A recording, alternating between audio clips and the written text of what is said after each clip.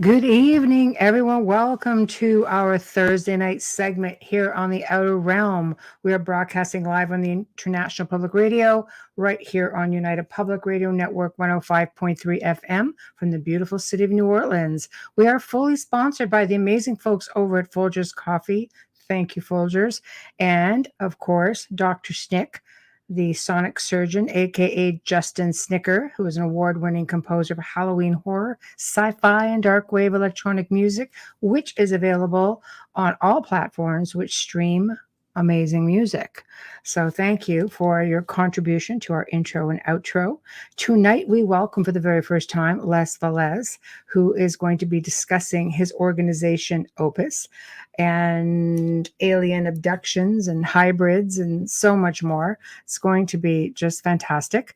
So of course, as usual, we are on 8 different platforms. Tonight you can find us on, of course, the Outer Realm Facebook. You can find us on Canada's Most Haunted, aka myself.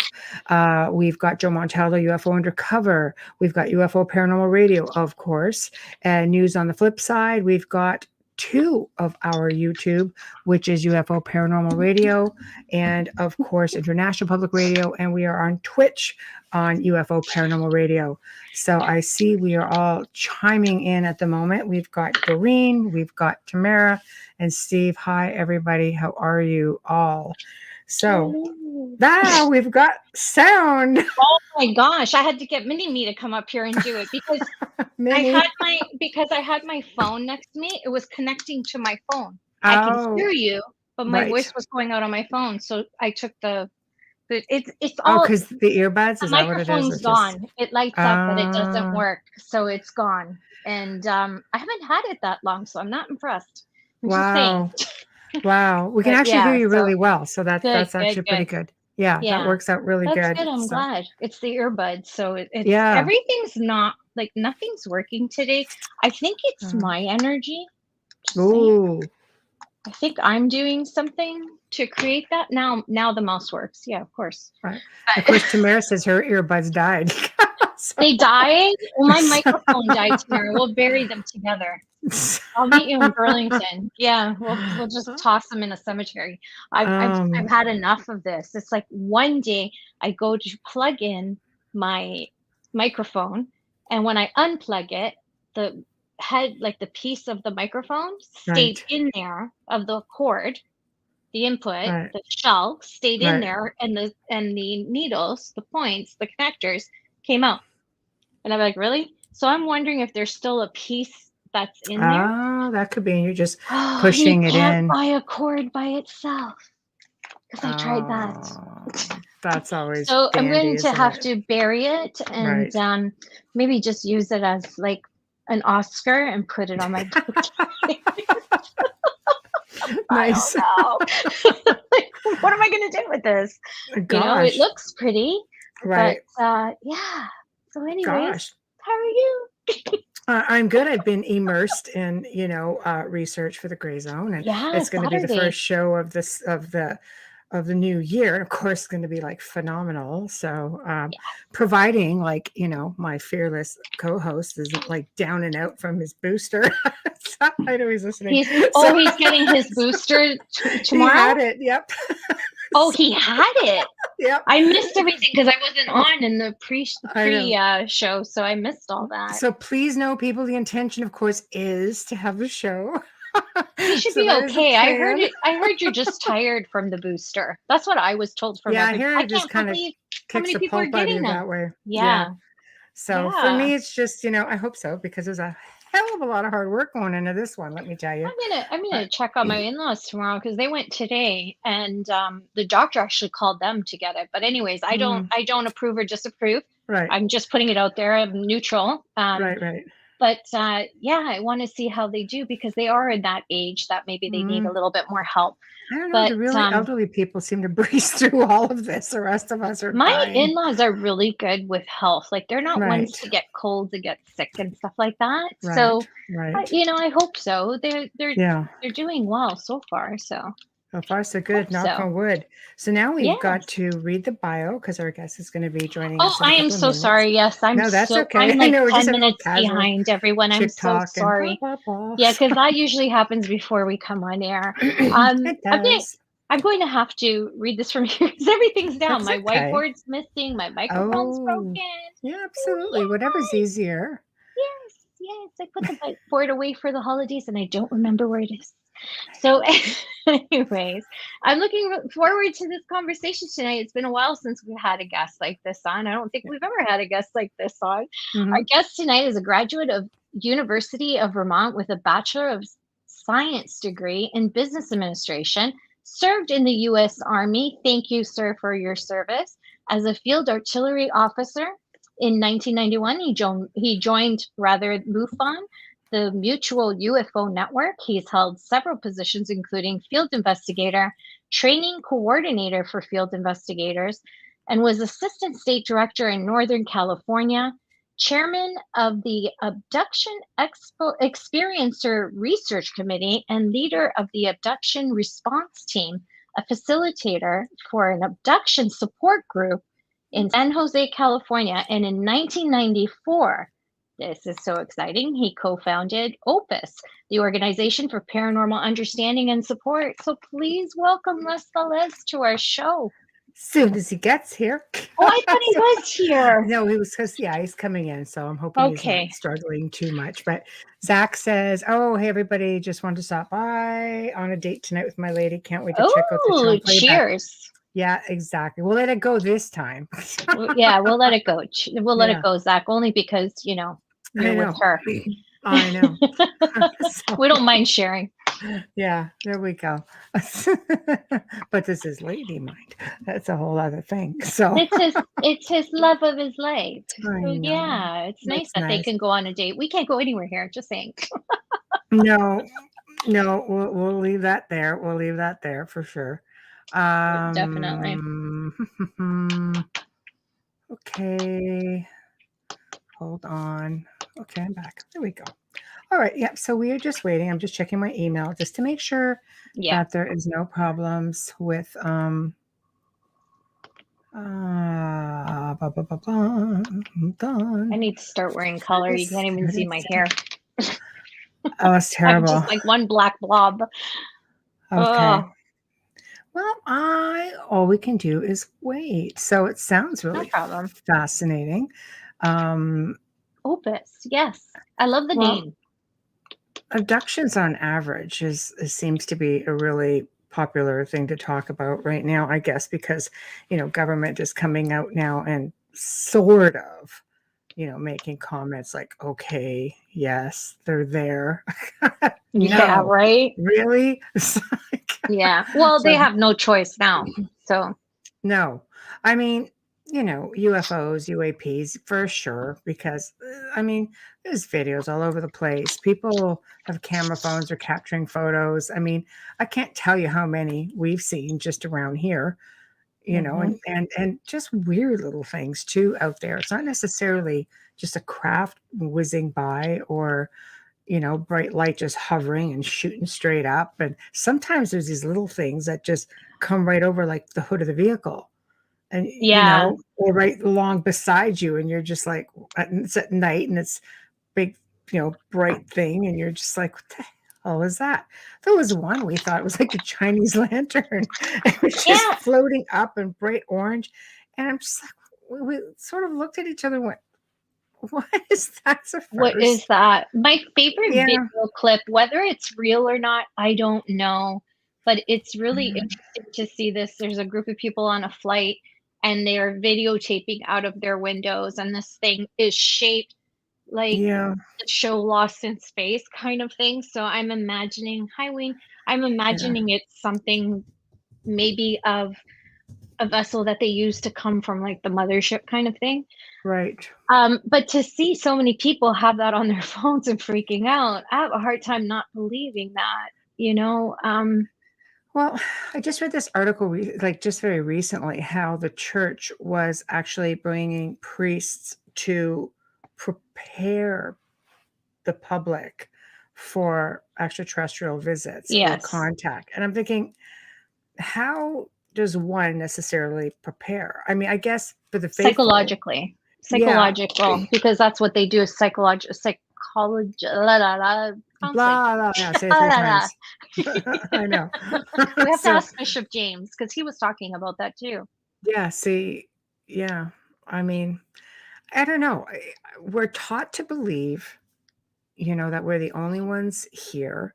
I mean, Mhm. literally, we're taught through our religious belief system for those out there, and there's many different, religions, but on the most part, the Roman Catholic Church, because that's how I grew up initially, Yeah. and you're taught in school, Catholic school, no, 2000 years, go, that's when everything started. Nothing else out there. We're the Yep. only grain of sand on the entire freaking beach. That's it.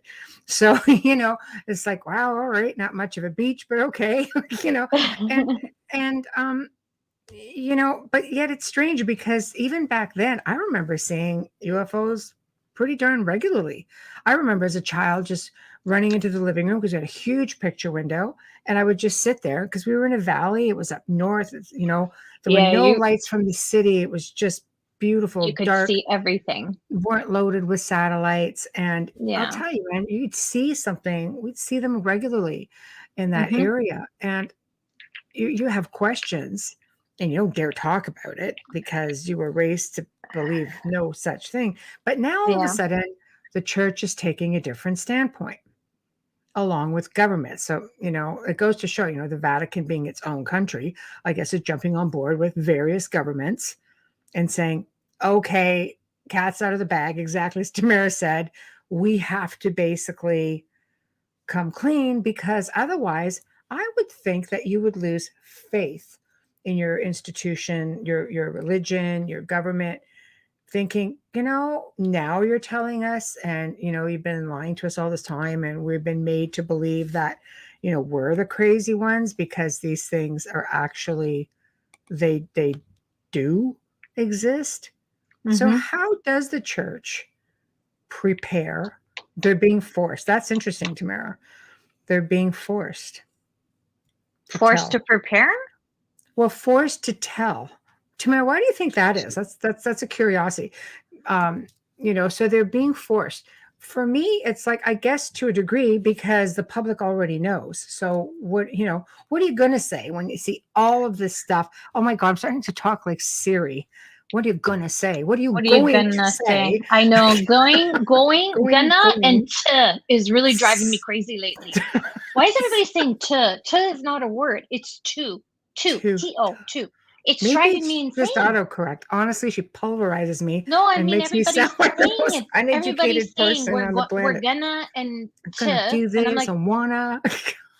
No, oh but my gosh. you know, so all of a sudden it's a thing. You can't hide it from the public. Public knows it.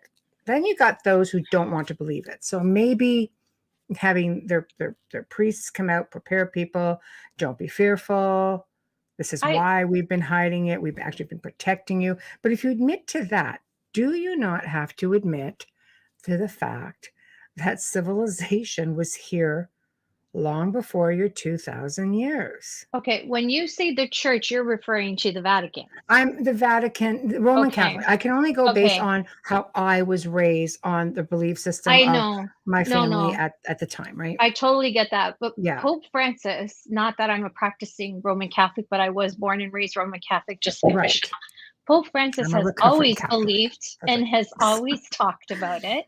Right. He's always talked about it. He's always been open. I feel He's with been the more he's open-minded of all of them, hasn't he? he's not well liked by the older generation because of his open-mindedness. Yes, he is Right. very open-minded. He believes Yes. everyone is God's children. He's more open that way. Right. But I have to say, depending on I've had a lot of priests in my life that are, like similar age. So the belief system's different and you can Mhm. have a conversation with a lot of them.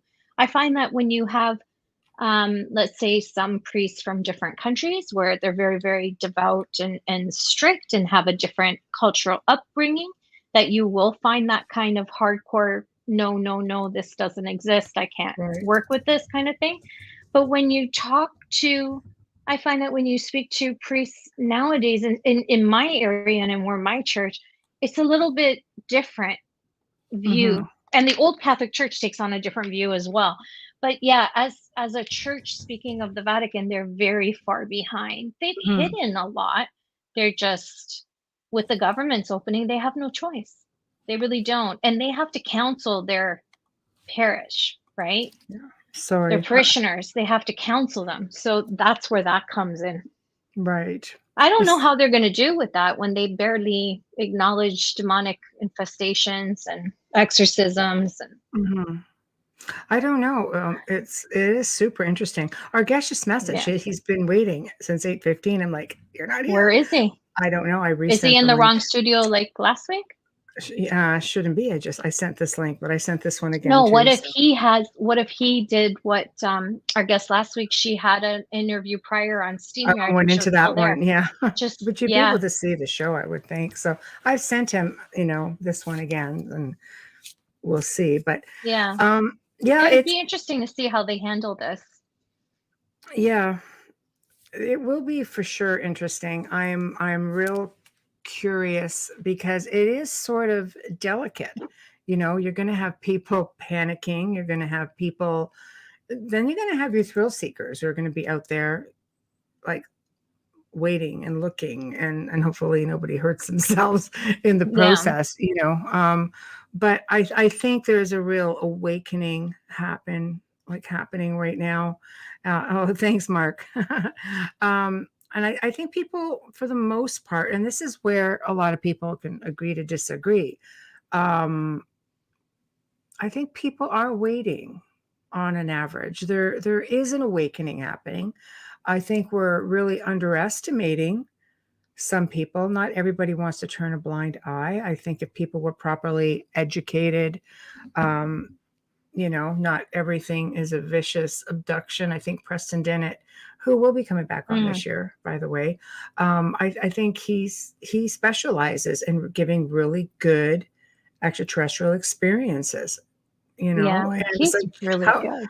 yeah. And Joe has said Yeah. many times too, I think it depends on whether you're resisting, what they're looking for, the age. Like there's a lot of different theories as to why some of these things are happening. So, I mean, all we can do at this point is just sort of hope for the best. And I really hope that people can relax with it.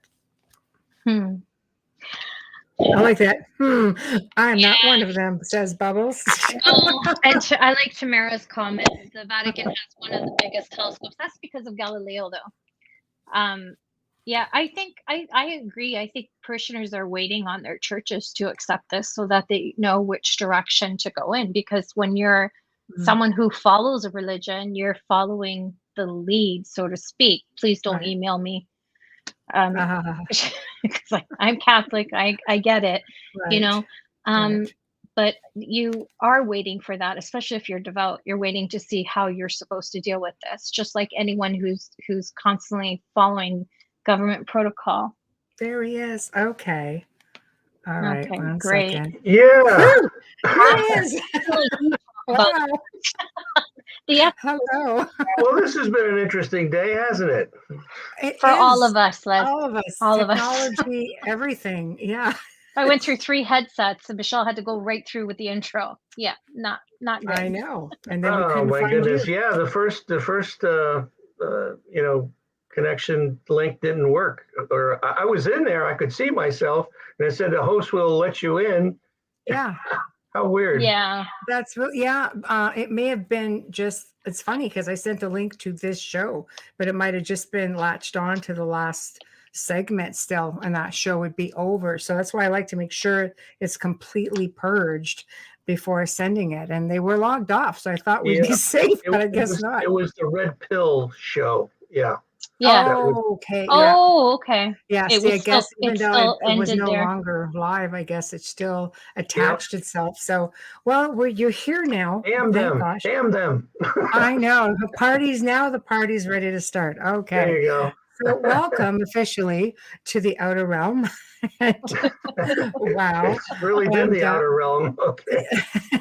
And we both want to say thank you for your service, sir. Thank you. You're welcome. Thank you. Oh, our pleasure. And let's sort of get started. I mean, you just have an amazing bio. Where would you like to start? This is the part where it's your show. You take it where you want to go. We'll follow along. Sure. Okay. Well, I guess the best place to start is at the beginning. And for me, it started when I was 11 years old. And I was out one late October evening, and I was coming back into the house, and I noticed this silent, oval, whitish object slowly moving over the tree line near my house, and it scared the hell out of me. And I ran in the house. This was when I was 11 years old, and by the time I got my father to come out, it had gone, and he says, "Oh, it's probably a beacon of light reflecting off a cloud." And of course, I didn't buy that. So the next day, I went to the library and started to find some books on UFOs. And back in those days, those ancient times, George Adamski was the big hitter. And so I started to read his books and got really, really interested in it. And so I was into that for a while, reading books about UFOs. And then, I became an adolescent, and girls became a little bit more important in my life. So I, and then I went to college, and then I, went through the ROTC program at the University of Vermont, and subsequently got married and had a couple of kids, and moved out to California in 1985. Right. And I picked up the San Jose Mercury News one day, and Stanton Friedman was going to go to San Jose City College and talk about UFOs and the government cover-up. So, well, that really was like the switch got thrown again. It was like I had really kind of forgotten about the whole UFO thing for many years. And then I said, okay, I've got to go see him speak about this. And I went to the college, and the auditorium was packed. I couldn't believe it. I figured there'd just be a handful of people there, but it was, like 300 people.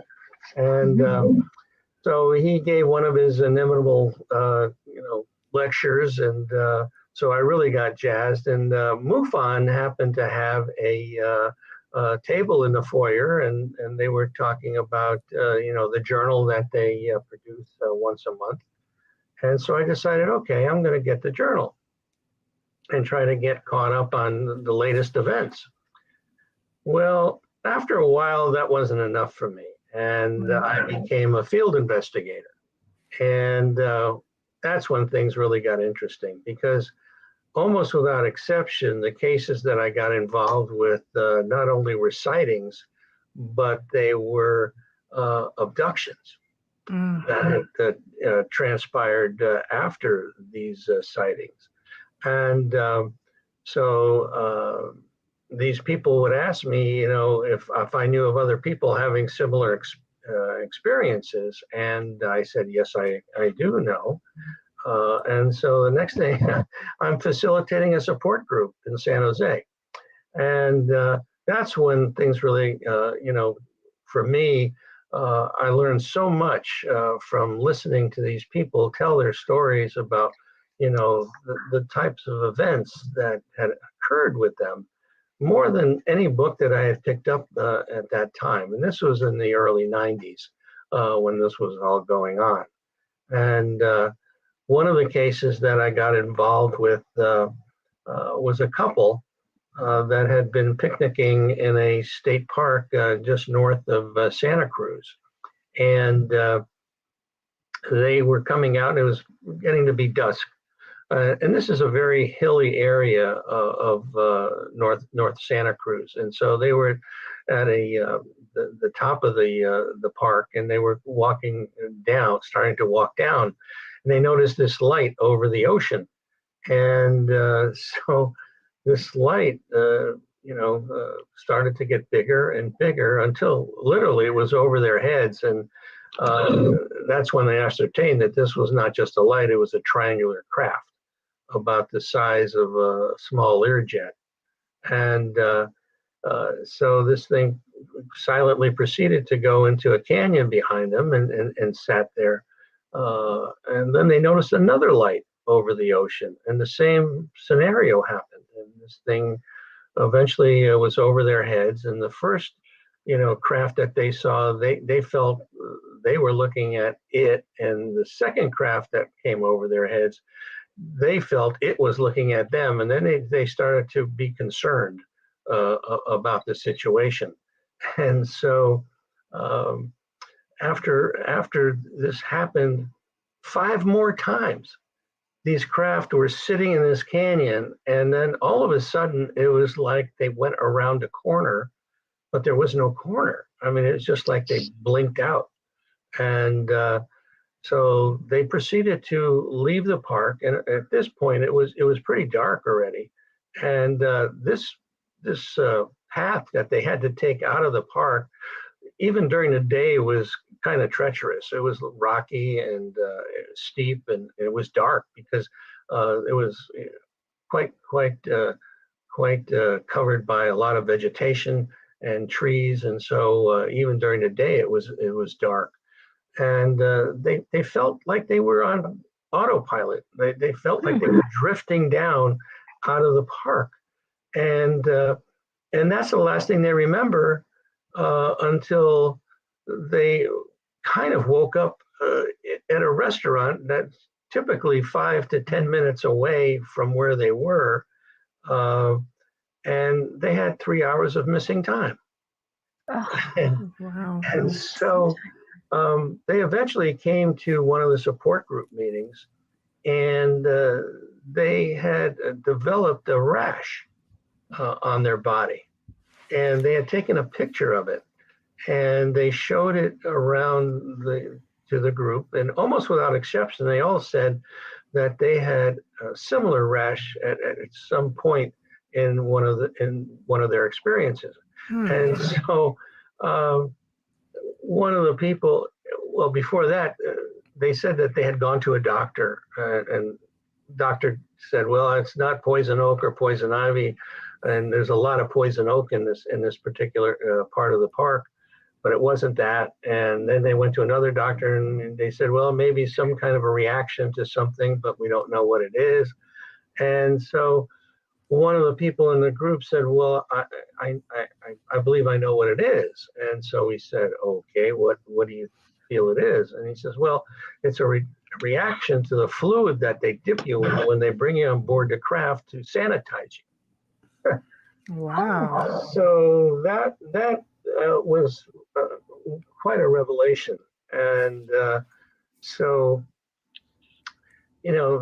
one of the things that happened shortly thereafter, I was written up in an article in the Monterey Coast Weekly paper, and about what I was doing for MUFON, investigations I was doing.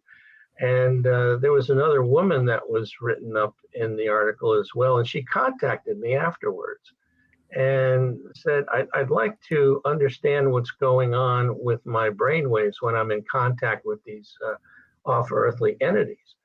And so I said, okay. And I'm saying to myself, scratching my head, that's why I don't have a lot of hair up here.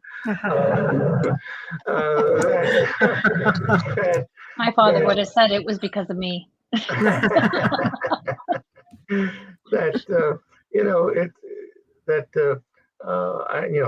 can I possibly help her? And then she mentioned that she was working with an emergency room doctor down in Carmel. And so that piqued my interest because I had a doctor friend in MUFON that was very interested in trying to connect with other doctors that were interested in this phenomena. And so I called him up and I said, I think we need to go down there and check with this woman, and because it sounds like a very interesting case. And so we did. And it was a Saturday afternoon that we had gone down there. And as we walked into her house, there was a picture on the wall of her standing on the back of a rather large vessel. And so I said to her, I says, you know, what is this? And she says, oh, that's me standing on the back of this ship that these treasure hunters are you know, trying to find some treasure. I said, well, what are you doing with these guys? She says, well, I was helping them. I said, well, how were you helping them? And she says, well, I was in contact with the captain of the galleon that had gone down. And so, okay, that's interesting. And she was extremely psychic, and she had become psychic after a near-death experience. And so the rest of the afternoon was amazing because she was telling us stuff about ourselves that there was no possible way that she could know, because we were meeting her for the first time. And so we came away that afternoon, late that afternoon, saying, how can we possibly help people, and you know, in these types of situations? And so that's when our nonprofit organization, OPUS, the Organization for Paranormal Understanding and Support, was hatched. And in 1994, we officially became a nonprofit 501c3 recognized by the IRS, which cracks me up every time I say that. Right. The IRS is involved with the paranormal. Right. Yeah. But I think they do go hand in hand. Sorry, Amelia? Sorry, we have a lot of feedback. Oh, yeah, probably. Do you have any headphones, Les? Do I? Nothing. No. Yes, I do. Okay. That might cut back the feedback that we're hearing coming from you. Oh, okay. Just because your mic and your speaker are next to each other. Okay. So if we're all, like, if we all laugh or we're all talking, it just goes. Oh, right. Well, that's not good. Okay. Right. That's okay. okay. Yeah, that's all right. That's okay. If you do, if you don't, it's okay. I'll just mute my mic. Yeah. It's okay. I mean, paranormal does, and paranormal and ufology eventually cross. Can you hear us okay? Yeah.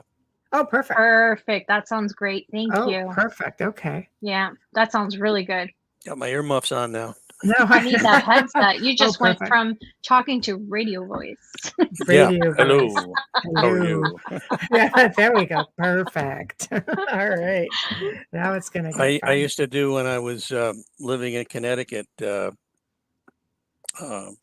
did a radio program with on Fairfield University station, and it was called Jukebox Saturday Night, where we cruise the golden years of rock and roll. I love it. Nice. I love it. I love that. What song can we play for you, my dear? Oh my gosh, I love that era. I could give you 100. Anyway, so you know, we've been doing that since basically 1994. And you know, people have talked to me over the years about, well, you know, you should probably write a book about this thing. And so finally this past year, I wrote a book called The Unknown Other and the Existential Proposition of Alien Contact. Wow. And you know, in it, I try to, first of all, give some background on the organization, but really go into the physical nature of contact, the psychological nature of contact, addressing the debunkers, you know, as far as, well, it's false memory, it's, you know, paralysis, sleep paralysis, you know, other issues that come up all the time. So and the bottom line is, it's so important that, you know, I finally got MUFON back in 2007 to really start looking at the abduction phenomenon instead of just being a nuts and bolts type of organization. And they finally tasked me to do a study. And I did that. And the outcome was the omega-3 study, where we took 71 people that had been abducted or felt that they had been abducted, and 51 as a control group. And we found out some pretty interesting things. But I think the main thing was that they weren't fantasy prone and that they didn't have a psychopathology. So the question then comes to be, so what's going on? Are they lucid dreaming, which certainly is the case in a lot of cases. But then there's the cases where you have physical evidence of the abduction, whether it's implants or marks on the body, and things of that nature. There, people say, well, you need proof. Well, there's evidence that is irrefutable, that these people are experiencing something pretty damn dramatic. Is it because there's a lot of theories out there with implants and so on? Do you, in your opinion, think that they're extraterrestrial abductions, or could they be government abductions? Yeah, I think that, people talk, well, is it extraterrestrial in nature? Is it interdimensional in nature? Is it time travel? Is it the military? Well, I believe it's all the above. Yeah, I think that it's all happening. And percentage-wise, what do you think is the greatest? I'm sorry, what? Out of everything you've just mentioned, percentage-wise, what is the most common? Well, I think that probably, certainly the grays come up more and more, more than 18. anything. And then you have the orbs are the second thing that comes up. And then the third thing is interdimensionals. And the fourth thing is ghosts, poltergeist activity. Right. That is also, these things are all interconnected. Like psychokinesis, projection. All of this is connected, Right. and we just don't fully understand it. And Right. that's why it's so important for the scientific community to really, roll their sleeves up and get involved. And of course, that's been really difficult, for them, because of the laugh curtain that's associated with this topic, and people being ridiculed, and you could lose your job. Look like John Mack. He almost lost his job. Working with these people that felt that they had been abducted. No, it's true. I think now, of course, when, since the government has come out with their disclosure, it's being taken, at least that part of it's being taken a little bit more seriously with respect to the military's disclosure. When you talk about interdimensional beings, what falls under that category? Like according to your research. Well, I think what it is like these portals will open up in people's houses, and an entity will come through. This non-human intelligence will come through, and so utilizing the word interdimensional is a very broad brush, but the bottom line is that they're people talk about angelic beings. There's a plethora of descriptive used in regard to these non-human intelligences, if you will. Right. Do you find that because you have two, well, you've got three groups of people. You've got those who don't believe in the religious terminology of angels and demons. You have those who and they only believe in the extraterrestrial. No, a demon would be, let's say, reptilian. Like there's that counterbalance. And you have people in the middle who think, no, there could be each. There could be angels and demons, and they are separate from, let's say, a Palladian, or Andromedan, for example, might be an angelic being. What are your thoughts on that? Because you're dealing with the mindset of people. right? Yeah, It's I how think they perceive based on their beliefs. sure, and it even gets more basic than that. I mean, you have the people that believe they're all good, and you have the people that believe they're all bad, Right. and whatever they are. Right. And I think it's really a combination of both, just like we have here on Earth. We got good people and we got bad people, Exactly. and we got That's the best we, way to describe it. and we, the same thing is going on up there or wherever you want to call that Yes. area. And so it's I don't think you can just say, they're only angels or they're only demons. Right. It's probably both. It's probably both. Oh, I've met people who are completely the other way. Everything is extraterrestrial. Yeah. You've got one group Mhm. that's like, nope, it's only the religious aspect. Other group, nope, it's only the ufology aspect. And then you have those in the middle that are like, no, they're pretty open-minded. They can believe that Yeah, anything goes. and we don't have a definitive answer. No, We really don't. I agree. That's the problem.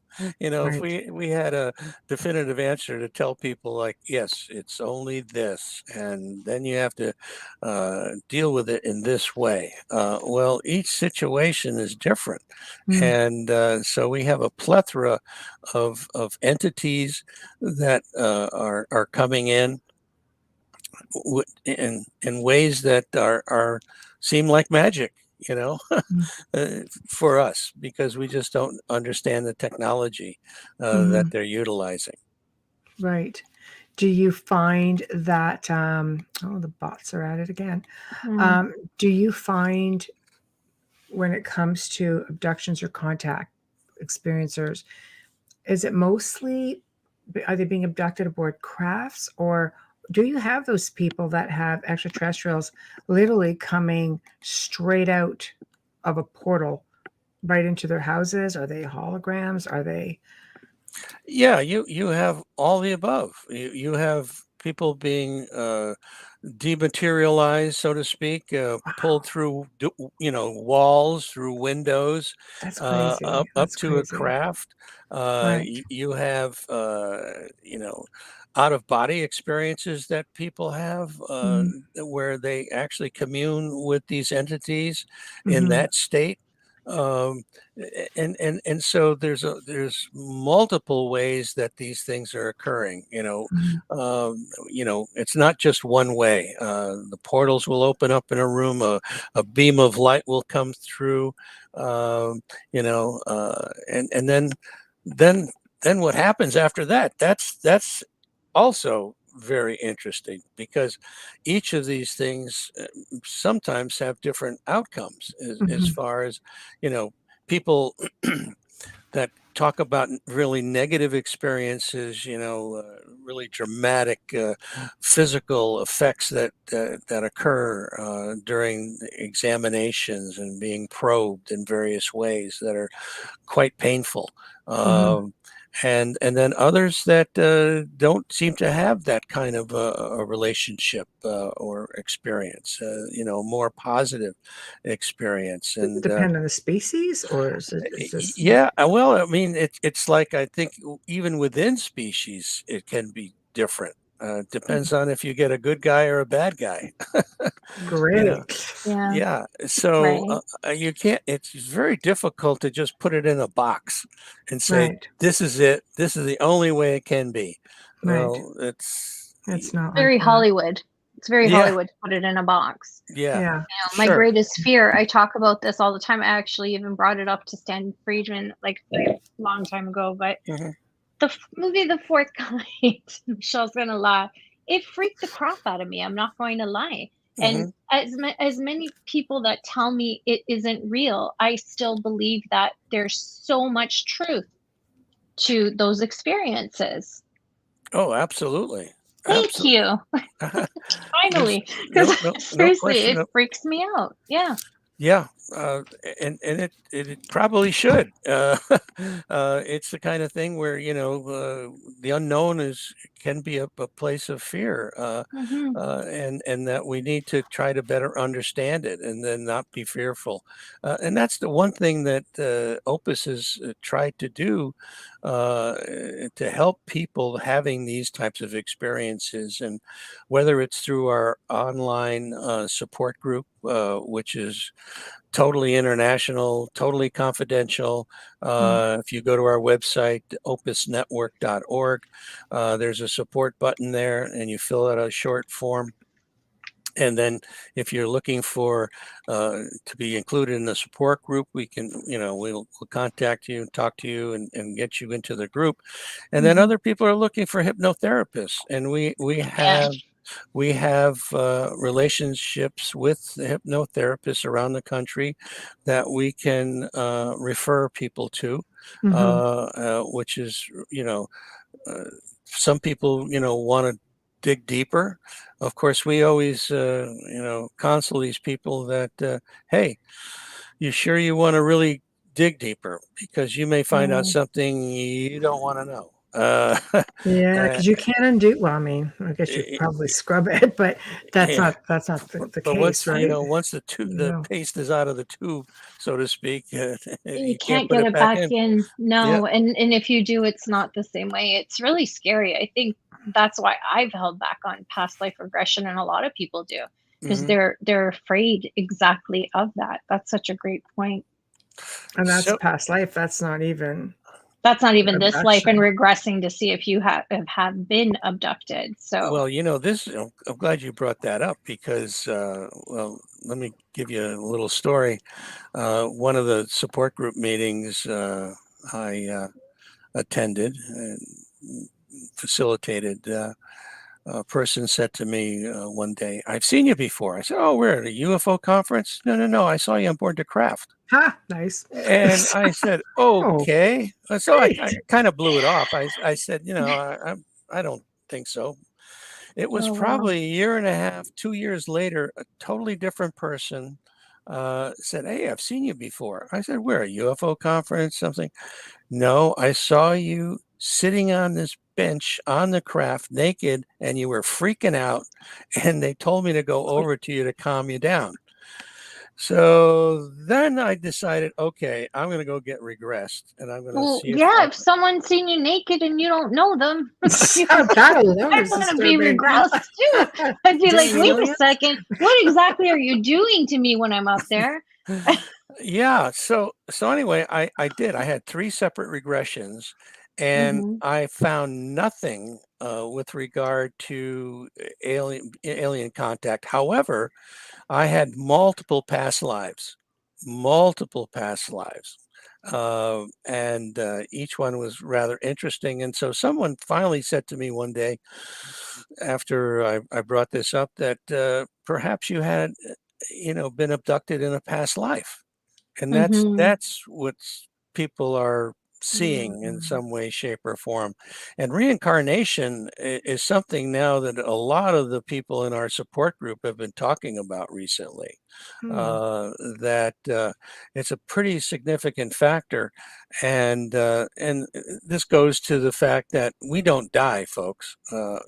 Our energy continues out into the universe, and then we can come back, maybe as a different person totally, or a different animal or something else, who knows. But evidently, the more I talk to these experiencers, the more it comes up that we are have been reincarnated in many times. And so it's very interesting, Well, yeah, I mean, past life abductions, also lineage, right? Because usually people who've been abducted have found out that, or contacted, because not everything's an abduction. Sometimes they're just contact. But it's happened to family members, like parents, grandparents, great grandparents. Oh, You hear sure. stories in the woodpile that it happened somewhere way back, So that's absolutely. Yeah. I mean, besides DNAs. generational things, it's very prevalent that once people, and unfortunately, in a lot of cases, families don't want to talk about it. And Old so school too, though, right? they just don't get the kind of support that they need, or to find out that in fact their grandmother, or even their mother or father, Mm-hmm. Was had an experience like that. And then you have military people that it's very common to being abducted, and indigenous peoples seem to be quite prevalent with regard to the abduction phenomena. So it's so widespread. It's incredible. I mean, you guys probably know about the Roper report that was done back in the early 90s, where they figured out there must have been 6 million people that had an experience like that. And can you imagine today how many more people? And it's a worldwide phenomena. It just it doesn't happen here in the United States. It's all over the world. It is. It is. And I think when you're dealing back with mindsets and really staunch religious belief systems going like back in the day, it would be hard to get them to open up about something like that, or maybe to even acknowledge it. I'm fortunate in my family that I could go back, like my grandfather, my grandparents would talk about it very freely. Like, oh yeah, we saw this or we saw that. My parents were the same. I'm the same. My house. Can't speak for my great grandparents, mind you, but they were all very woo-woo, Yeah. so who knows, like healers and things like that. So, but not all people are open like that. And sometimes they're held back just by the religious belief system. No, that's true. And a lot of times when these people have had an experience, they can't even talk to their clergy, members of their church or anything like that, which it's sad. It's very sad. And so, that's what we're trying to do. We're trying to help people, and as best we can with either the online support group, the referral to hypnotherapists or mental health practitioners. And so we hope to continue down this path for a long time. And finally, the book that I just put out there, I try to put it on a level where people can pick it up and read it and get an overview of what these people are dealing with. Whether it's the aliens themselves, what's going on with them personally, and what type of remedies there may be.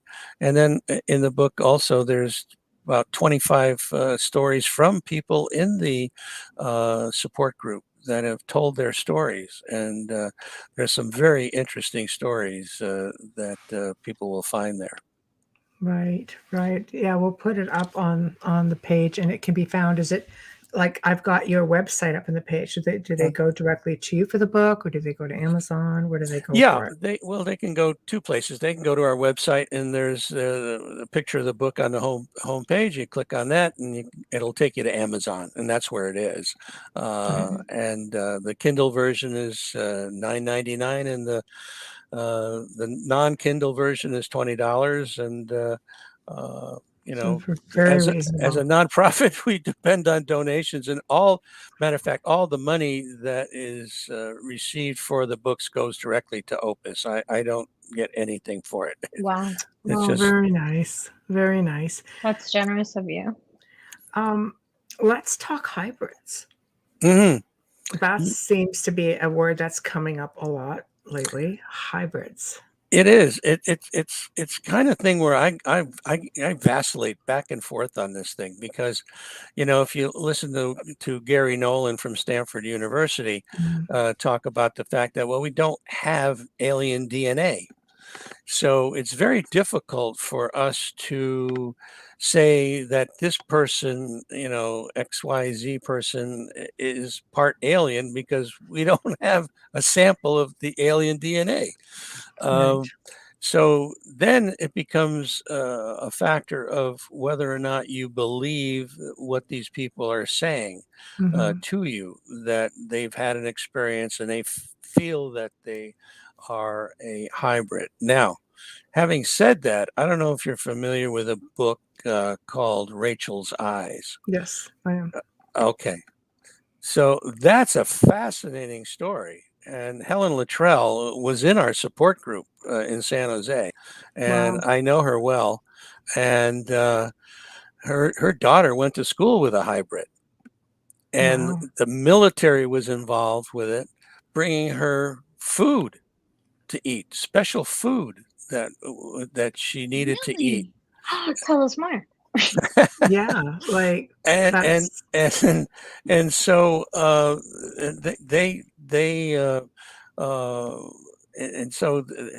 Helen's daughter was rooming with this person, and at I think it was Humboldt College in Northern California. Wow. And so this military person would come occasionally and take her away and then bring her back. And finally, Helen went with them one time. There's a base supposedly in Nevada where a lot of these hybrids are being taken care of, and it's about 90 miles southwest of Ely, Nevada. And I've been tempted to go jump in a car and go out there, but I haven't made it yet. Be a naughty lass and go out there. I hope you have lots of cameras and friends and security, because I can't imagine it'd be easy to cross that. But and supposedly there's an organization in the military that constantly is retrieving crashed UFOs and aliens, and and then some of them it's unbelievable story. If you haven't read the whole thing, it's a fascinating book. I have to read that. Dave Petrella just tuned in, and he's asking exactly the question I was just going to ask. Dave, we have that like telepathic thing going. He says, "Hi everyone. Do you know what kind of food she required?" So she never told you what it was. It was a specially marked container. And no, we don't know what was in it. We don't know what was in it. They obviously have a digestive system, hybrids, because she's eating, but she always ate special food. She never ate normal, like us. Right. Never.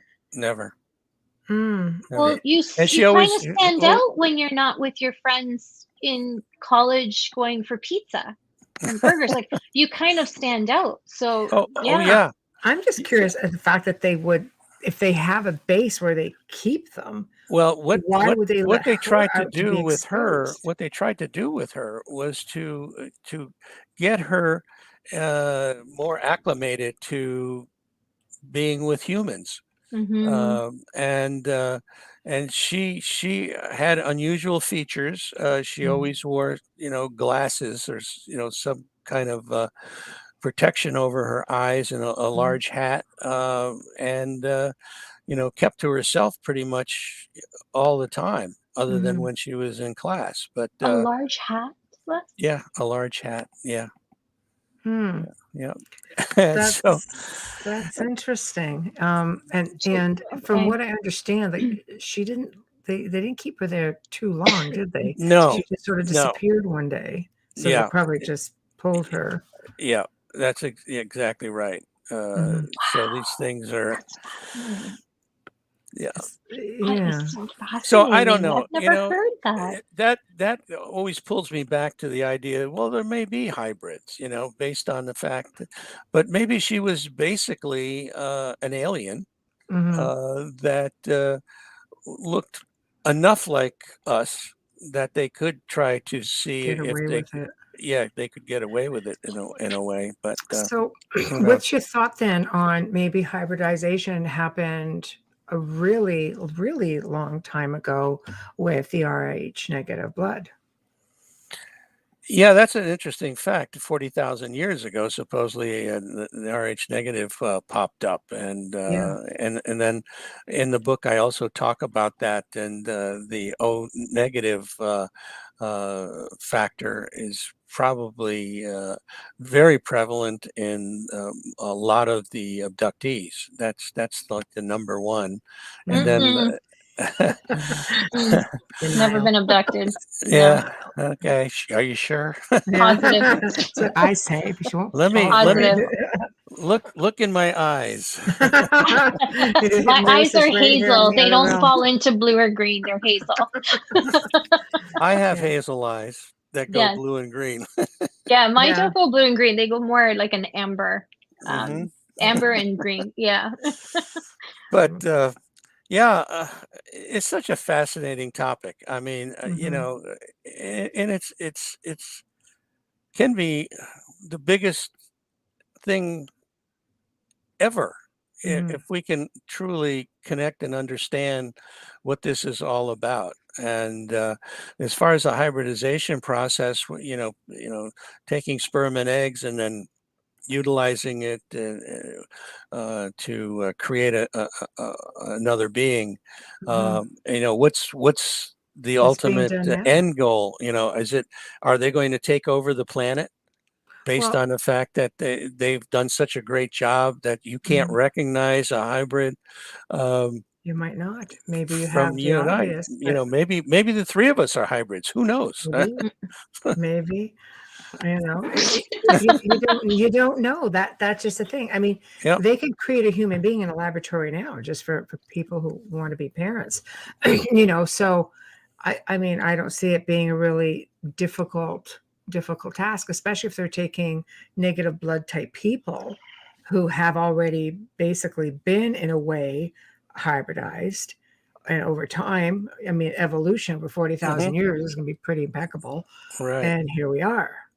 Not all are negative, right? Not all are O negative. No. Yeah. No. Well, I think any negative blood type on the average, negative blood type is negative blood type. Negative is another group that's very, very common as far as being abducted. So, if in fact they are doing this to eventually take over the planet, we should know that. That's a fact that we should absolutely know. It's difficult to ascertain whether or not that's the case. I think, could they not do it any other way? I mean, there's other theories like there's one, I think it's called soul stealing, where they just take your essence and they can pop it into AI. They can pop it into like a whole other alien. I don't have a whole lot of experience with that particular. We interview a lot of people. But I'm just spitting this stuff out. So no, but it's if you think about it, what is your soul? Is that your energy? Is that your essence? Okay, and if that's the case, when a person has a near-death experience, they float above their body. They can see their body. They can see everybody in the room.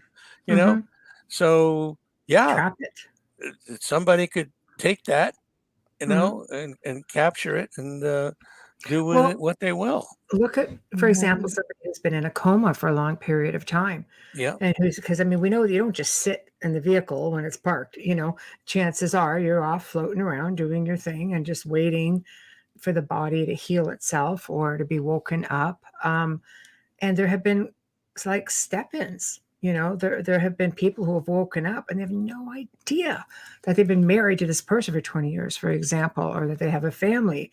They're just a totally different individual altogether. And they end up going on and having a totally separate life. Like it's not even, like there have been spouses or family members and parents are saying that's not even who we know. Yeah.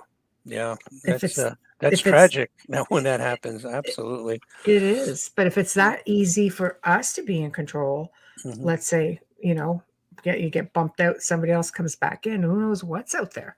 Yeah. They talk about the fact that if these aliens are so intelligent, why are they continuing to do what they're doing? If, they could, have gotten all the samples they need, eons ago and just left or, did what they wanted to do already. But I think they're just following certain families. Well, I think it's like a classroom, for instance, where, you have new young people coming up, the young aliens coming up, and you have to teach them. So you Right. bring them down here.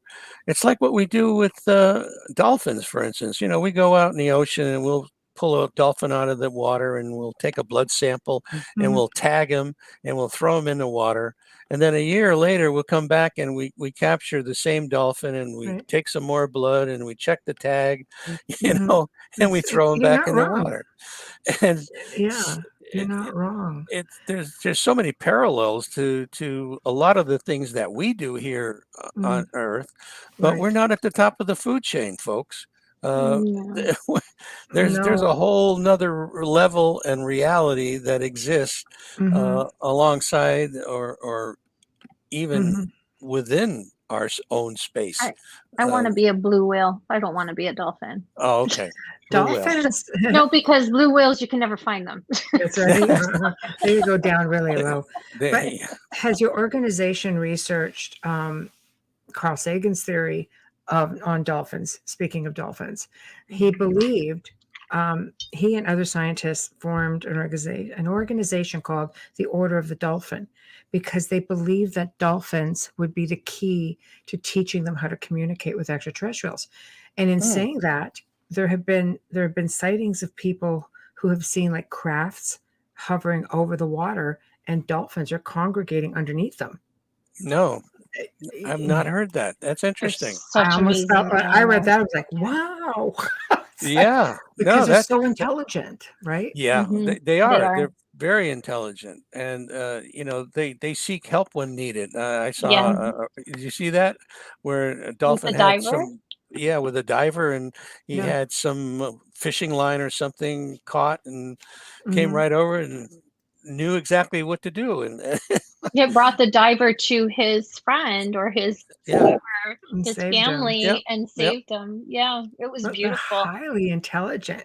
But if you think even about how a dolphin communicates in its speech sort of thing, the sounds that it Hmm. makes, there are some who have claimed that grays tend to sound the same. Certain species of grays with their Hmm. clicking and clacking. Hmm. Yeah. Tell us a little bit about that, Les. What kind of things do you hear from your abductees for sounds and language, or Yeah. is it telepathic or is it sounds? It's yeah, like 90% is telepathic, and Okay. yeah, that seems to be the common modality that is utilized. You know, Mhm. great majority of it. There are, you know, you said clicking. It could be some of the sounds that are heard, or kind Mm. of squealy type of sounds as well. Mhm. But no, the majority is totally telepathic. Right. Right. Do they ever give a message, a common message with all of? The one seemingly most common thing you hear is the fact that, hey, we need to be better stewards of the planet. Mm. You know, we Yeah, need to be that's better, the big better, one. better to one another. You Right. know, and Mhm. boy, do we need that in this during this time? Oh my I God. know, right? We It's a do. crazy time. It's very We Uh, sad. do. It's it, almost like they've left the kids in charge of the planet, of the house, The and teacher they're left like the and classroom. they're like, "Okay, we've had enough. Y'all smarten I, up or we're coming down. Don't I make think me go down there." I I think the love that. kids It's like having a supply teacher. I think the kids would do a better job than what's going on right now I out think there. so. They Uh, are the saviors of the future it's planet. They really true. Well, are. and that's an interesting point in and of itself. I mean, the generation that's coming up now are incredibly smart. I mean, I see my grandchildren and the things that they're doing at the age that they're doing it, it's like phenomenal. Mhm. And you just wonder where they're going to be in another 50, 60 years. And Mm. it's just incredible. But where are we going to be in another 50, 60 years? I Well, I mean, know where I'm going to be. no, I'm. I Oh refuse wow. to go there. No, well, maybe again, it's like keeping the cycle going. So Mhm. they are becoming more intelligent. Humanity's becoming more intelligent, and I think extraterrestrials. I mean, are they playing a part of that in a way? Well, I through think their abductees, contactees. they're causing us to really, like the UAPs that were spotted by the Air Force, back in 2004 over the Nimitz there. That's causing people to think and say, what is that? How could that possibly be? It's beyond our physics, Right. to understand that, and so it is forcing people to reevaluate things. And certainly the abduction phenomena is a big factor with people, that there's a whole millions of people that are experiencing this thing. And so Yes. what is that going to do? That is giving us a totally different worldview, a different way to understand our place in the universe, so to speak. And I think it's a good thing. And it's unfortunate that some people are having very negative experiences, but like 70% of the people that have been abducted don't want it to stop. They just don't want it to Interesting. stop. Wow. Can you elaborate on that a little bit more? Because before you came on, we were just talking about the psychological part of things, how the church was, bringing priests out to try to prepare their people for possible contact. So this is actually a really positive attribute. Like, if you can elaborate on that. Oh, sure. Yeah. There's been a couple of studies. And matter of fact, I'm right in the middle of, we just finished the first phase of a study where we went out to therapists and had them take a questionnaire, which we're going to be publishing here shortly. And the types of things that they have dealt with people that have had experiences, and like I said earlier, predominantly the grays are involved. Then there's orbs, and then there's interdimensionals, and then there's poltergeist activity, which is interesting, associated with this. So Yes. the whole thing is just simply it's it's hard to put The people are this is obviously it. having a really deep connection to these beings if they don't want it to stop. Oh, yeah, and it's like three phases, where the first phase is can be quite scary, Right. disturbing, but then the second phase is where they begin to accept it, and then the third phase is, why is it stopped? It's almost like the Stockholm syndrome, where these Oh, people are wondering, well, how come they're not coming for me anymore? Uh, what did I do but wrong? yeah, so Uh-uh. these studies that have been done, it's 70 to 80% just don't want it to stop. Wow. So Wow. they've come to accept it and appreciate it, and they all don't. A lot of them in that group feel it's a very loving experience, that these beings are actually trying to help in some way, shape, or form, uh, That's which good. yeah, which is good, which is good. And then there's other Yeah. people that feel, especially the ones that have had negative experiences, that these are lying son of a bitches, and that we should shoot them. you Do know. you, do you think they have negative experiences because they're afraid and they're Maybe they're creating something fighting. and they're miscommunicating, misunderstanding That's why they're there? Yeah, that's a good question, and that's a distinct possibility that you attract what you are, or what you're feeling, and Yeah. if there's, but I don't know. I tend not to lean too heavily on that. I think that because these instances are very traumatic in the beginning, Mm. that no matter what, when hey, how would you like to come home and you walk into your bedroom and there's a gray standing there, and it's gonna freak you out. Well, It's ask happened. Michelle that question It's happened. Oh yeah, because no, it's she's been happened. through it a few times. So, Yeah. Oh yeah. Yeah. I just went to bed one night and I was just settling in, and I wasn't even asleep yet. Then all of a sudden I look and there's a gray I mean, I could almost reach out and touch it.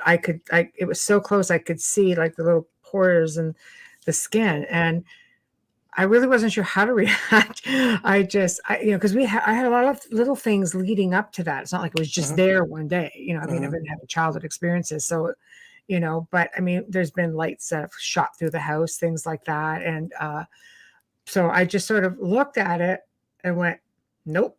And then rolled over and just went to bed. Just went to sleep. You think you went to sleep. You think. Yeah. You're not sure. In my mind, I happily went to sleep. And they could have given you that just so they could take you. Like, sure, you go to bed, but you're I've coming woken up with it. hands on my head, things like that. But I don't have those experiences. 4.5, 5 feet. Just sat there looking at me. It was like, nope. Yeah, like you said, you had some previous experiences that without a doubt, kind of got you in a right mindset, so to speak. And well, yes and no. There's still lurkers when they're showing up in your room at night. Yeah. So when you have that experience as a child, that's kind of like alien foreplay. Like I don't know. I don't know, but there've been a lot of experiences. I think what sort of prepped us was just like there have been like we had at one time. This is a big Gothic revival manor house with walls 3 feet thick. And one day something shot through one side of the house and the windows just shook and it shot straight through right out the other windows and the windows shook. Wow. And we found out like later on that night that something came through and a car went off the road and hit the neighbor's house. Oh yeah. And that night we were at the studio. We were at the studio at the time. And so we're thinking, what did like something just shoot in front of this car and it veered off because it's a huge intersection. There's no way. Right. And he took out half her house. Where this isn't just a crutch. He went right through into her kitchen. Oh yeah. Oh, yeah. And so it's like he veered off of this huge intersection. But there've been other times where again, I go to bed and there's this big bright light and it just shoots through the window. It hit one of the mirrors in the room, reflected, bounced right back out and shook the window. Wow. And I'm just like, shit, that was freaking amazing. What do? You see something like that, but it's not the first time. I mean, lots of things like that have happened. Did not expect to see, Buddy just pop up there one night, but you yeah. But I'd be screaming. You had a good mindset though, as far as this, it was something that was not something that you brought any baggage with you, so to speak. No, but in a negative way. No, but I don't want to make it look like I'm a poster girl for this stuff either, because there were times where I was very much on edge thinking like, okay, why are you constantly in the house? Yeah. And what are you doing? Yeah. It's intrusive. It is. And you, I think as an experiencer or contactee or abductee, I think you have to factor all of that in. Like, are you prepared to have your privacy invaded? This is a big house. So there are parts of it, the light bothers them. So there's parts of this house that don't get used. So we just leave it dark and all kinds of commotion going on all the time. But the house is also haunted. So we're like, who's at it now? Who's here now? Yeah. Guys, or is it the ghost? Like, I think you should ask the question of the darkness, because you have that severe. I'll let Michelle tell you that. Good one, Bubbles. That's a great one. No problem. It's a constant. No, it's true. Do the light bother? Does the light bother their eyes? Like, I know they wear lenses, some of them, things like that, but it's just like they kind of lurk in the darkness all the time. And they create a deeper darkness in your home. Oh, the darker than black phenomenon. Yes. Yeah, the shadow people and things of that nature. But when they're around, the house goes pitch black inside, even though there are bright lights that come in from the street and stuff. Yeah, it's almost like a fog. Dark fog. Really dark. Yeah. Oh, that sounds so familiar, doesn't it, Michelle? Almost like a fog. Yeah. I said that. Yeah. I think that it depends on what you're dealing with. I think it can vary. I mean, so many instances where bright yellow lights or bright blue lights or precede entities coming in. Robert Salas, who I met at the MUFON Symposium in Las Vegas in July, actually sat down with me and told me he's an experiencer. He's had this bright yellow light all of a sudden show up in his bedroom, and he and his wife experienced it. And after this experience, his wife became a healer. She got the power to heal people, which is another thing. And then of course you have the opposite, where people have been healed by these entities as well. So this phenomenon is all over the place, literally, from whatever type of a entity it may be to what people are experiencing with them. That's a beautiful thing when you get a gift like that, though, from them. So I guess the key is mindset, right? You will attract what is up here. Yeah, I think that that certainly people have preconceived notions of what they may be dealing with. Some this goes back eons, where people were talking about angels and demons mostly, and nowadays it's aliens, extraterrestrials, interdimensional, time travelers, just like the Rendlesham Forest case. Supposedly it's us 40,000 years in the future coming back to collect some DNA or something because they screwed up. I gotta go back and fix your error. Oh my gosh, you've got me thinking everything right now. But I need to take a moment to do a station ID. I'm going to get into a lot of trouble. Hold that thought, Les. Okay, hold it right there. You got it. Right. You got it. You are listening to the Outer Realm with Michelle DeRoche and myself, Amelia Pisano. Tonight's amazing guest is the great, the awesome, the incredible, I can't find enough adjectives, Les Velez is on our show tonight. We are streaming live from the gorgeous city of New Orleans on 105.3 FM radio, streaming live right now on United, what are we on? UFO Paranormal Radio Network, International. There's so many of them. UFO gods and extraterrestrials all over Facebook, all of our groups, on our group page. We're everywhere. We are here courtesy of the amazing people at Folgers Coffee from day one, and we hope forever and ever. We love you, Folgers. Pour yourself a cup while you're listening to us. They are the best. Thank you for your support. Also, our intro and outro, courtesy of the amazing Justin Snicker, Dr. Snick, the sonic surgeon. You can find his music on Amazon and Bandcamp, and you can find him on Facebook and Instagram. We're done. Take a breath now. Hey, by the way, I like Folgers coffee. I drink it every day. That's it, right? Right? I'm drinking tea because I've been. I just don't have a mug. Yeah, I've been drinking tea because I've been sick for a few days, but it's usually coffee that's here with us at night. But that was true. Yeah, they're great. They're great company. Like, where's our cups? So yes, you guys are in New Orleans? We stream live out of New Orleans. Yes. Yeah, but we're in Canada. You can't see my flag. Yes. Yes. So super. Yeah, gorgeous city. I can't wait to go there. That's one on my bucket list. I haven't been there yet. Me too. Maybe we'll all meet there and we'll look for UFOs with Joe. You should. He has a lot of experiences, and he served on the Nimitz. Oh, did he? Yes. He can tell you a story. And he can tell you a story or two. I bet. About UFOs. Yeah. He has his own group too. I think he's under a gag order for one of them, but you might be able to get him to tell you if you're nice. He released one on our show. He released one. I'll tell you a cute little story. I was written up in the MUFON Journal a couple of years ago, and one of the questions in the journal was, who would you like to meet in MUFON that you haven't met yet? And I said, I'd like to meet Dan Aykroyd. Yes. and Me because he's a too. member. And Yeah.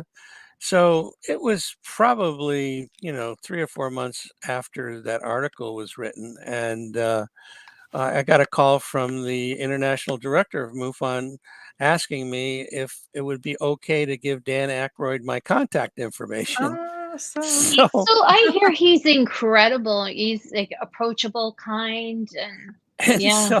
so anyway, I was kind of blown away by that, and then a month went by, another month went by, and I was in a greenhouse one day messing around with some plants, and not marijuana, but uh, We won't tell. but okay.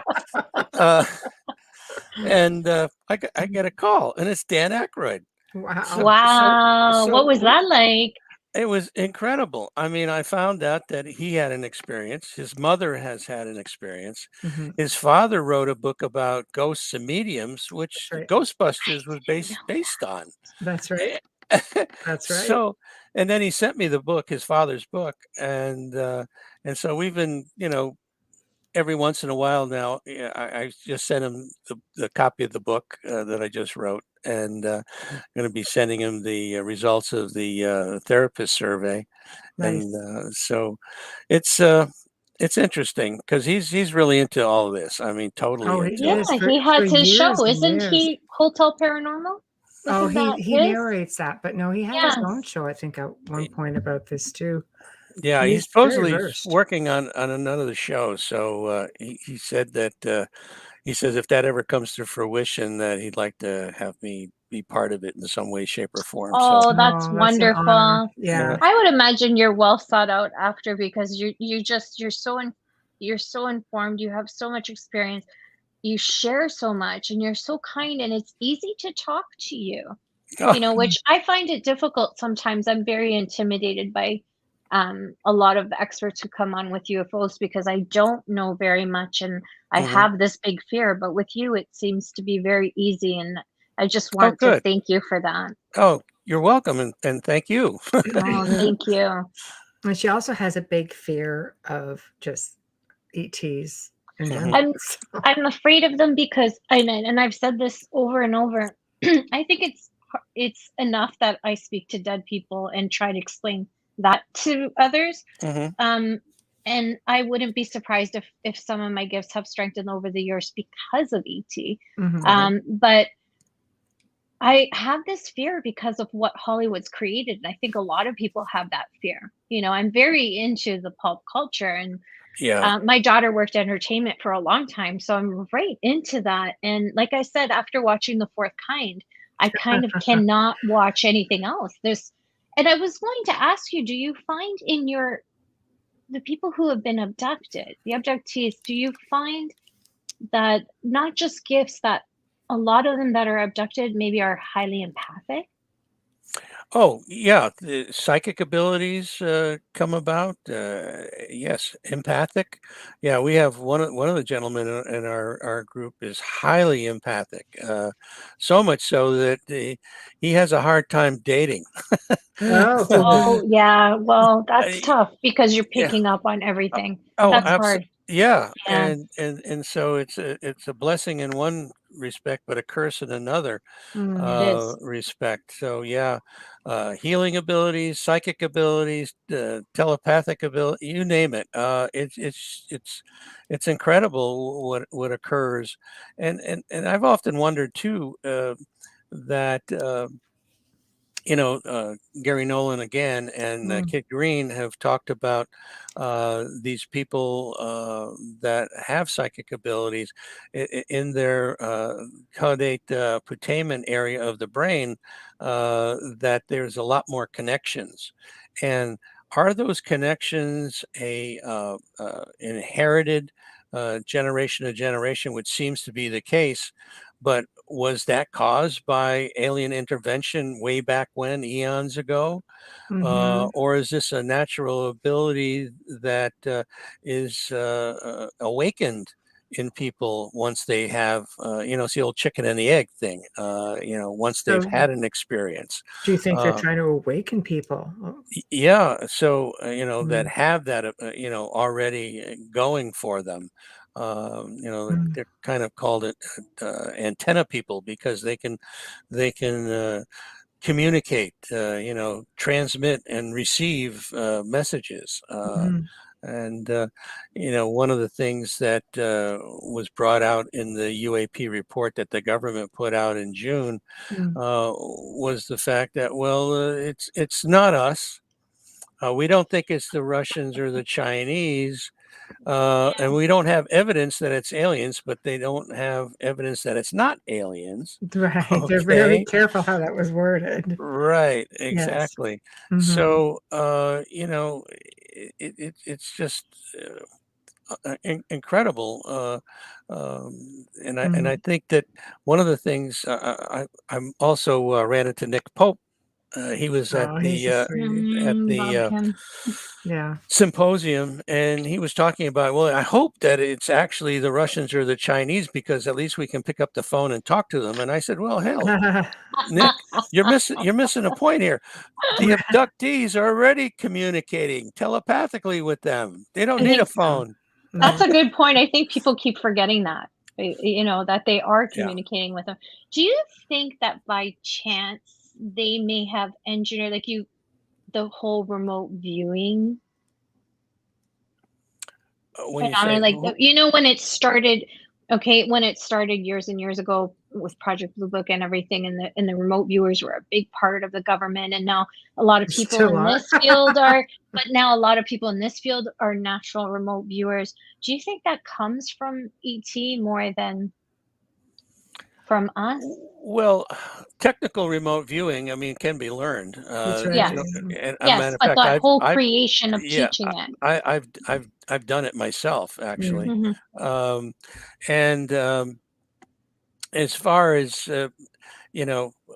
I would rather call it psychic abilities rather than remote viewing, because there are people that can see in the past, certainly in certainly the present, and in the future.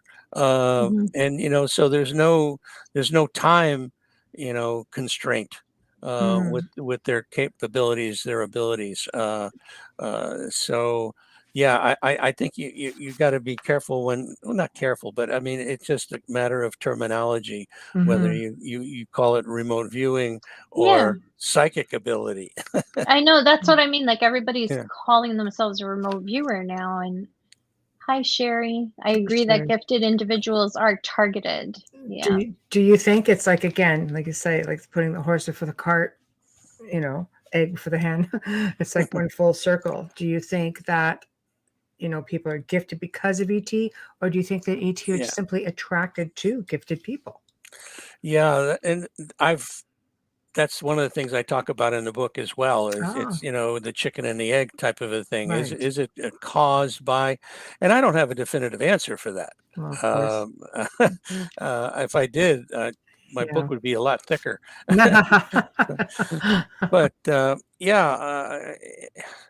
I think that there was manipulation, and I think it was Gary Nolan as well that put a graph up, and the graph showed that the universe is 13 billion years old, okay, and that our planet is only 4 billion years old.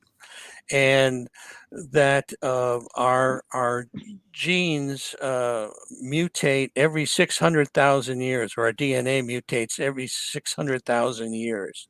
And based on those factors, there's no way that if you go back to early man, it could possibly be as advanced as we are now without some type of manipulation.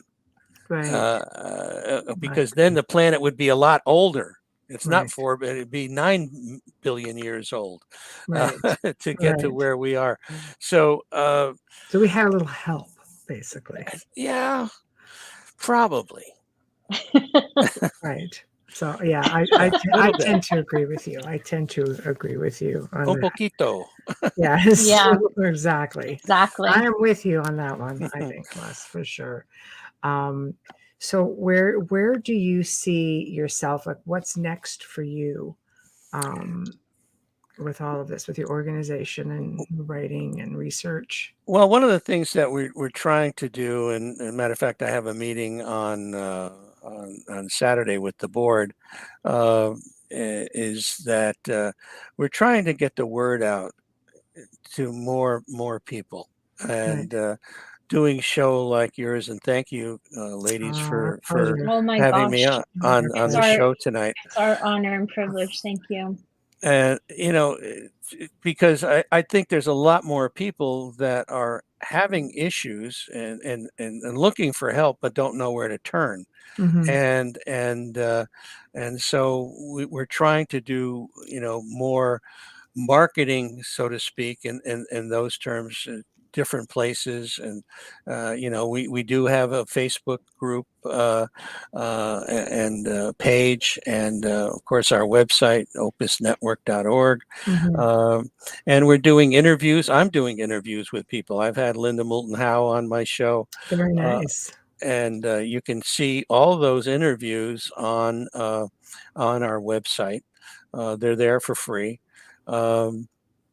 And we have Linda Moulton Howe as one of our advisory board members. We have Love her. Very nice. Yeah, I love Yvonne, her. Yvonne Smith is another advisory board. Melinda Leslie and Terry Lovelace is also on our. Wow, Wow. very nice. Yes. Wow. Yes. And Yeah, he's Terry's actually great. a very good friend. He's Yeah. just down the road from me here in Oh, Texas. that's awesome. I'm pretty sure we've had Terry on. That's So great. I think that's probably the gist of what we want to try to do here in the future is to get the word out more. We'll probably do more advertising Mhm. in various magazines like Nexus. We're going to be doing an ad in there. Just basically, talking about ourselves a little bit and telling Mhm. people what we do, and to be Mhm. able to contact us for any type of assistance. Mhm. And we're going to have a monthly Zoom meeting for our members in the support group. And I've done them not on a monthly basis, but now we have a person that's going to take that over and start doing that as well. Mhm. So we're just here to help. We're trying to help. Right, right. Well, I think it's great that you offer, a safe place for people to come and talk about it, because I think that's half the battle. People don't necessarily know where to turn. They're not sure, A, if something's happened, B, who's going to believe them, Mhm. and Exactly. C, how do you find out for sure? How will you ever know? Yeah, that's Those are the three big ones, yeah, absolutely, absolutely.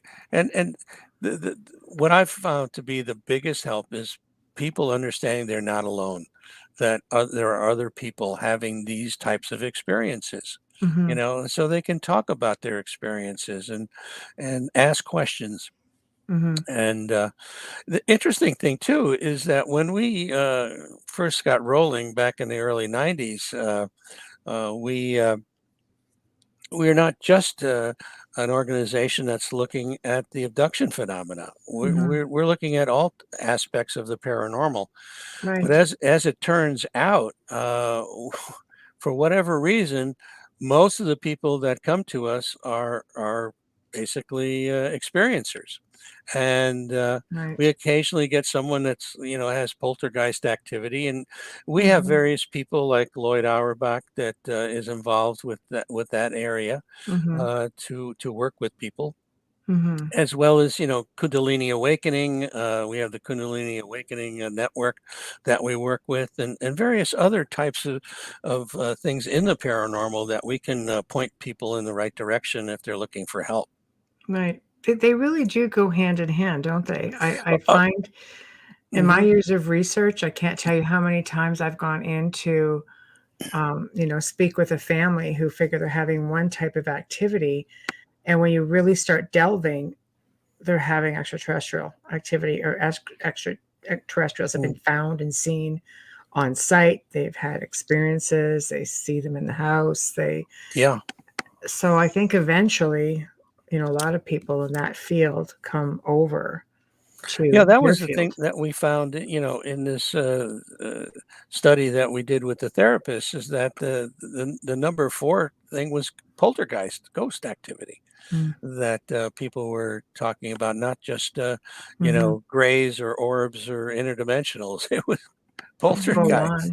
Yeah, sleep paralysis, things like that. Mm-hmm. Which can fall under a few different categories as well. And sometimes it'll wrap it all up into one big package. It's pretty much the same thing. I do. I think it's fascinating, and I wish you all the very best on this. Happy to have you on again, or people from your Sure. organization who may also have books they want to promote while being able to promote OPUS as well. Okay, great. I appreciate that very much. Open door policy, Les. All right. Excellent. I really appreciate it, ladies. And, I appreciate the work that you're doing. Oh, thank you. To put the word out in these various areas that Thank you. you guys talk about. So, Yeah. the outer realm is definitely important. And I think that people listening to your programs get to understand that there's more to life than getting up in the morning, having breakfast, going to work, coming home, having dinner, watch some TV, go to bed. The next day, same routine, over and over and over. Hence why, I think that's why the name was chosen. It is something that's out of the norm, that is out there. We have millions of people who listen in every week, and we bring in people at the top of their fields who know what they're talking about, and we want that to be, we want our listeners, we want the word to get out and say, wow, I did not know that. We learn something new every single time somebody comes on the show. Absolutely. Right. For us, it's also a learning experience. And that's the way it should be. I Yes. think, when I'm on various programs, I also learn things that are quite interesting. And so that's certainly been the case tonight. Thank you. Oh, wow. Thank you so much. It's such an honor. It was great. And sorry about the little mishap in the beginning. We'll make it up too. Just bring you back on and just okay. If you'll have us.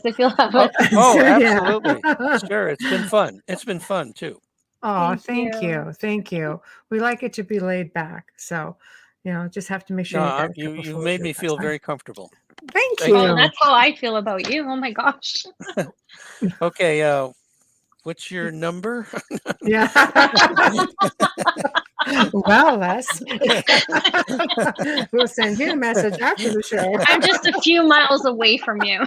Just a few. We're just a few miles away, but Michelle and I live close together, so we can both meet you. There we go. 2 for 1. All right. Oh, that's great, Les. So thank you very much. Thank you. Have yourself a fantastic week. Have a good night. Oh, you too. We look forward to the next time. Y'all have a wonderful rest of the evening. Thank you. Bye-bye. Thank you very much. Bye-bye. Bye-bye now. Well, everyone, we have come to another awesome end of a great segment, as always. And we'd like to thank everybody in chat, and we would like to thank our guest, Les Velez, who is just awesome, and Folgers Coffee for sponsoring the show. Thank you, as always, again. And thank you to Dr. Snick, aka Justin Snicker, for our intro and outro. Please remember to head on over to our group pages, Outer Realm, of course, on Facebook. If you're going to YouTube, please, UFO Paranormal, International Public Radio, UFO Gods and Extraterrestrials, subscribe. If you want to contact us, please, the only place I can personally respond, and I know we're both really swamped, is the Outer Realm contact@gmail.com. The Outer Realm contact@gmail.com. This way it's all in one place, and it just makes my life so much easier. So next week, we're going to be having friends returning to the show. Wednesday, we welcome back our friend Nathaniel Gillis, who we all know and love. And this time he's going to be a little bit out of the norm for Nathaniel. He's going to be discussing extraterrestrials and how they can infiltrate your life, the signs, what you can do about it, if you can do anything about it. Thursday night, we welcome back our dear friends, Kat Thagard and Utu Witch Doctor. And they're going to be talking about weird stuff and folklore and cryptids in the Niagara Falls area. So that's totally going to be a lot of fun. Do not forget this coming Saturday, the very first segment of 2022 on The Gray Zone Uncensored, with Joe Montaldo and myself, providing he's still standing at that point.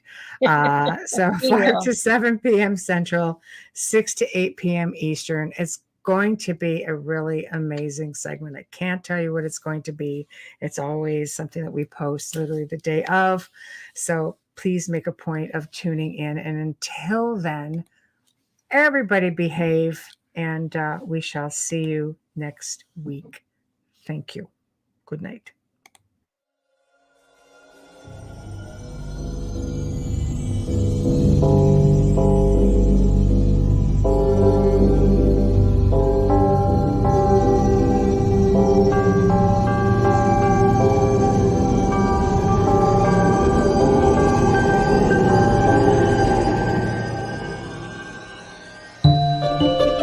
You have been listening to The Outer Realm with Michelle DeRoche and Amelia Pisano, airing live every Wednesday and Thursday evening, 9 to 11 p.m. Eastern, 8 to 10 p.m. Central, on the United Public Radio Network, 105.3 FM in New Orleans.